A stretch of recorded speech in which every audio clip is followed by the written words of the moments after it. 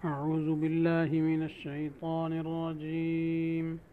بسم الله الرحمن الرحيم.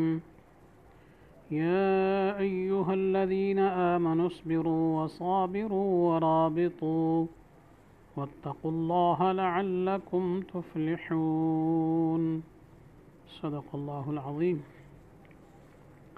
ترجمہ: اے ایمان والو، صبر کرو اور مقابلہ میں مضبوط رہو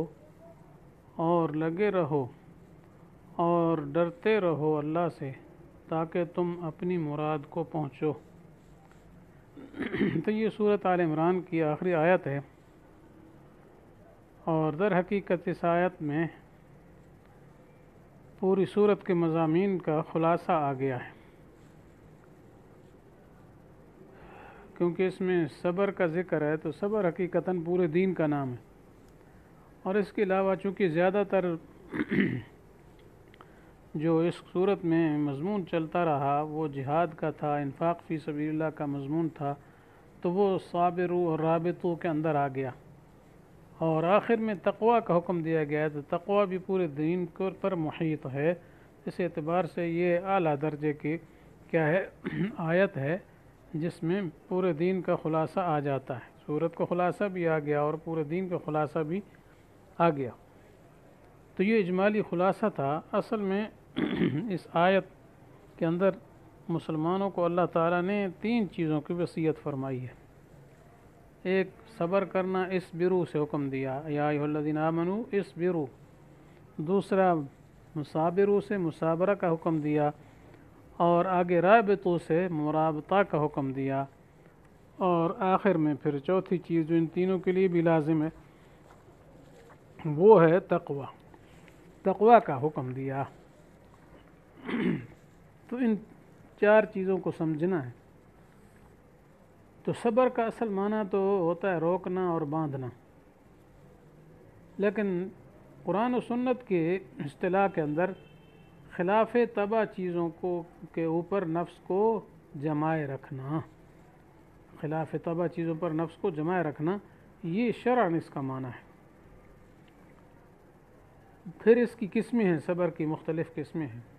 کیونکہ لوگوں میں تو بس ایک ہی چیز مشہور ہے صبر. کوئی مصیبت آ جائے تو روئے دھوئے نہیں، زیادہ شور شرابہ نہ کرے، جی بس چپ کر کے رہے اور اندر ہی اندر کرتا رہے، بس جو بھی کچھ ہو یہی صبر ہے. اس کے علاوہ لوگ نہیں جانتے. لیکن حقیقت یہ ہے کہ صبر بہت وسیع مفہوم رکھتا ہے. اس لیے صبر کی اقسام معلوم کرنے سے پتہ چلے گا کہ صبر کیا چیز ہے. اصل تو یہی ہوا جی، حبس النفس علی المکارہ، جیسے ابھی میں نے اردو میں اس کا معنی بتا دیا کہ نفس کو خلاف طبع چیزوں پر جمائے رکھنا. تو پہلی قسم ہے صبر علی الطاعات،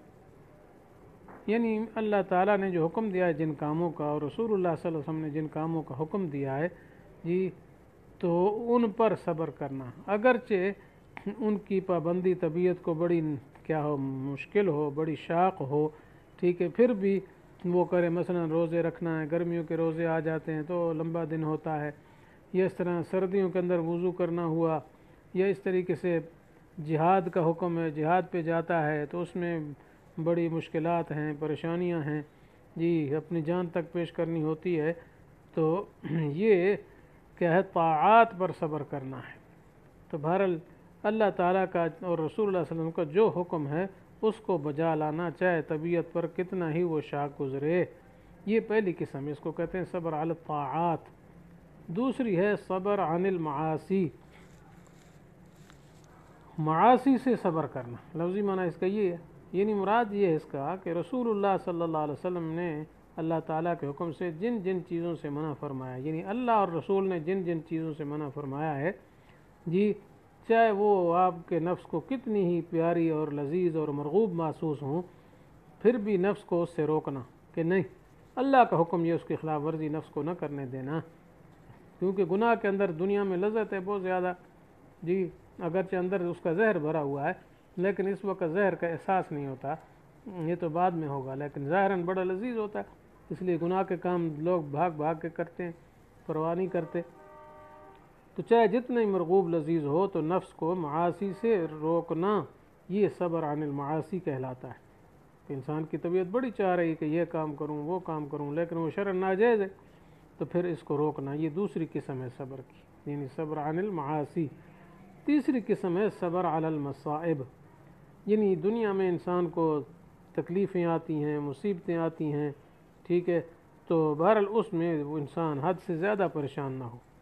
اور یہ کہے کہ یہ سب تکلیفیں اور یہ راحتیں سب اللہ کی طرف سے ہوتی ہیں، جس طرح نفس کو سمجھائے، نفس کو سمجھا کر اس کو بے قابو نہ ہونے دے، تو یہ ہے صبر علی المصائب۔ تو گویا یا ایھا الذین آمنوا اصبروا کے اندر ان تینوں قسم کے صبر کرنے کا حکم دیا گیا۔ اس کے بعد دوسرا ہے وصابروا، تو صابروا جو ہے یہ بھی صبر سے ہی ماخوذ ہے، یہ باب مفعال ہے تو وہ مجرد تھا، تو یہاں مرادی معنی اس کا یہ دشمن کے مقابلے میں جمے رہنا، یعنی جب لڑائی ہوتی ہے تو دشمن ادھر وہ بھی تو آخر اپنے باطل پر ڈٹ کر صبر کیے ہوئے، اپنے نفس کو روکے ہوئے، تو مسلمانوں کو بھی یہی چاہیے کہ دشمن کے مقابلے میں صبر کریں اور اپنے نفس کو روکے رکھیں، چاہے مشقت اور تکلیف اٹھانی پڑے، زخمی ہونا پڑے، چاہے شہید تک ہونا پڑے، لیکن ڈٹ جانا، پیچھے نہ ہٹنا، یہ ہے مصابرت، اس کا حکم ہے۔ آگے ورابطو، ربط کا معنی اصل تو ہوتا ہے باندھنا، لیکن یہ لفظ رابط و رباط اور مرابطہ یہ لفظ جو استعمال ہوتے ہیں یہ اصل میں گھوڑے باندھنے کے لیے استعمال ہوتے ہیں، کیونکہ قرآن پاک میں دوسری جگہ یہ بھی آیا ہے وَمِن رِبَاطِ الْخَيْلِ، خیل کا لفظ صراحتاً آ چکا ہے، یعنی گھوڑے باندھنا، تو گھوڑے باندھنے تو مراد ہے کہ جنگ کے لیے تیاری، یہ کیونکہ اس آیت میں جہاں جنگ کی تیاری کا حکم ہے، گھوڑے باندھے کا حکم ہے، اس میں یہ بھی پہلے آیا وَأَعِدُّوا لَهُم مَّا اسْتَطَعْتُم مِّن قُوَّةٍ وَمِن رِّبَاطِ الْخَيْلِ، جو بھی قوت تم بنا سکتے ہو، جو بھی پاور جو بھی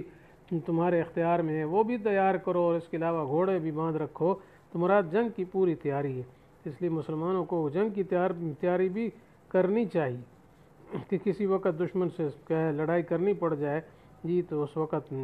کمی نہ ہو، تو یہ معنی ہے اس کا۔ اور یہ جو رباط ہے یہ پہلے دور میں تو گھوڑے باندھنا صرف ہوتا تھا، گھوڑا، نیزہ، تلوار وغیرہ یہ جنگی ہتھیار تھے، لیکن اس ہمارے دور میں تو ٹیکنالوجی بدل گئی بالکل، تو اب تو دوسری چیزیں آ گئیں جی، جہاز آ گئے، ہیلی کاپٹر آ گئے بمباری کرنے والے، میزائل آ گئے جی، بم آ گئے، ایٹم بم آ گیا، ہائیڈروجن بم آ گیا، اور قسم قسم کی اور چیزیں جو ہیں اس کی تیاری مسلمانوں کو کرنی چاہیے رابطو، تاکہ دشمن کو جو ہے کبھی جرأت نہ ہو اسلامی ملک پر قبضہ کرنے کی یا مسلمانوں کو تنگ کرنے کی، تو رباط کا یہ معنی ہے۔ اور ایک معنی رباط کا اور بھی ہے جی، جس کا مطلب یہ ہے کہ نماز کے لیے منتظر رہنا جی، ایک نماز کے بعد دوسری نماز کے خیال میں رہنا، انتظار میں رہنا کہ کب وقت آئے گا، تو بہرحال یہ رباط دو معنوں میں استعمال ہوتا ہے۔ اور پھر رباط جو خاص کر کیا ہے سرحدوں پر کیا ہے دفاع کرنا، سرحدوں کا دفاع کرنا، وہاں پہرا دینا، سرحدوں پر گھوڑے باندھنا، مقصد یہ ہے کہ کچھ لوگ جو ہے اسلامی سرحد پر جا کر کے ڈیرے لگا دیں، وہاں رہیں، چاہے دشمن کا خطرہ ہو یا نہ ہو، دونوں صورتوں میں۔ اگر خطرہ ہے پھر تو باقی دفاع کرنا ہے، جیسے بارڈر پر فوج ہوتی ہے ملکوں کی، جس طرف سے خطرہ ہوتا ہے تو ادھر زیادہ فوج ہوتی، جہاں خطرہ نہیں ہوتا تو اکا دکا کوئی ہوتے ہیں، تو جہاں خطرہ ہے وہاں تو ضرور جانا ہے، اور جہاں خطرہ نہیں ہے تو وہاں بھی حفظ ما تقدمہ کے طور پر اگر وہاں رہیں تو پھر بھی یہ ثواب کی چیز ہے۔ تو بہرحال اس کا بہت زیادہ ثواب حدیث مبارکہ میں آیا ہے جی، کچھ حدیثیں اس کی فضیلت کی سنا دیتا ہوں۔ حضرت سہل بن سعد ساعدی رضی اللہ عنہ سے روایت ہے کہ رسول اللہ صلی اللہ علیہ وسلم نے فرمایا کہ اللہ کے راستے میں ایک دن کا رباط کا معنی تو آپ سمجھی بیٹھے، تمام دنیا اور ما فیہا سے بہتر ہے۔ اور مسلم شریف کی روایت جو حضرت سلمان فارسی رضی اللہ عنہ سے منقول ہے کہ رسول اللہ صلی اللہ علیہ وسلم نے فرمایا ایک دن رات کا رباط ایک مہینے کے مسلسل روزے اور تمام رات عبادت میں گزارنے سے بہتر ہے، اور اگر وہ اس حال میں مر گیا تو اس کے عمل رباط کا روزانہ ثواب ہمیشہ کے لیے جاری رہے گا، اور اللہ تعالیٰ کی طرف سے اس کا رزق جاری رہے گا، اور وہ شیطان سے مامون و محفوظ رہے گا۔ تو یہ بہت بڑی فضیلت ہے، بہت ہی بڑی فضیلت ہے۔ اور ایک حدیث اس سے بھی بڑھ کر آگے فرمایا حضرت فضالت ابن عبید نقل فرماتے ہیں ابو داؤد شریف میں کہ رسول اللہ صلی اللہ علیہ وسلم نے فرمایا کہ ہر ایک مرنے والے کا عمل اس کی موت کے ساتھ ختم ہو جاتا ہے بجز مرابط کے، یعنی رباط کرنے والے شخص کے، کہ اس کا عمل قیامت تک بڑھتا ہی رہتا ہے اور قبر میں حساب کتاب لینے والوں سے بھی مامون محفوظ رہتا ہے۔ تو یہ بہت بڑی فضیلت ہے، بہت بڑی فضیلت ہے کہ باقی بھی صدقات جاریہ ہیں یا دوسری چیزیں ہیں، اس کا عمل کا ثواب یا موت پر ختم ہو جاتا ہے، یا صدقات جاریہ جب تک باقی رہتے ہیں، کوئی مثلا مسجد بنوا گیا، کوئی کنواں کھدوا گیا، کوئی اور وقف کر گیا، جب تک وہ چیزیں رہیں گی تو اتنے تک تو ثواب ملے گا، جب وہ ختم ہو گئے ثواب رک جائے گا۔ لیکن رباط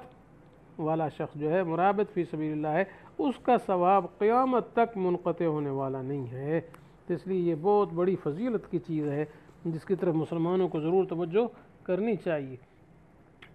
اور دوسرا مفہوم ہے رباط کا، جی وہ اصل تو ہے ایک نماز کے بعد دوسری نماز کا انتظار کرنا، لیکن اور چیزیں میں حدیث میں آئی ہیں کچھ، جی کہ آپ صلی اللہ علیہ وسلم نے فرمایا کہ میں تمہیں وہ چیز بتاتا ہوں جس سے اللہ تعالیٰ گناہوں کو معاف فرما دیں اور تمہارے درجات بلند کر دیں۔ وہ چیزیں یہ ہیں: وضو کو مکمل کرنا، یعنی اسباغ الوضوء علی المکارہ، باوجود ہے کہ مثلا کوئی چیزیں ایسی ہیں جو ناگوار ہیں، مشکل ہیں، وضو کرنا مشکل نظر آ رہا ہے، پھر بھی کیا ہے وضو کو جاری رکھے، وضو کرتا رہے۔ جی مثلا سخت سردی ہے یا وجود پر کوئی زخم ہے، جی کہ جس کی وجہ سے اعضاء کا دھونا مشکل ہو رہا ہے۔ اور دوسرا ہے کثرت الخطا الی المساجد، مسجد کی طرف کثرت سے چلنا، جی بار بار مسجد کی طرف آنا جانا۔ اور تیسری بات ہے انتظار الصلاۃ بعد الصلاۃ، ایک نماز کے بعد پھر دوسری نماز کے انتظار میں رہنا۔ تو یہ چیزیں گننے کے بعد ارشاد فرمایا فذالکم الرباط، فذالکم الرباط، فذالکم الرباط، یہ ہے رباط۔ یہ مطلب یہ ہے کہ جو شخص یہ عمل کر لے اس کو بھی وہی ثواب مل جائے گا، جی جو پیچھے رباط کے بارے میں ابھی چند احادیث آپ کے سامنے ذکر کی گئی ہیں۔ تو ہم اگر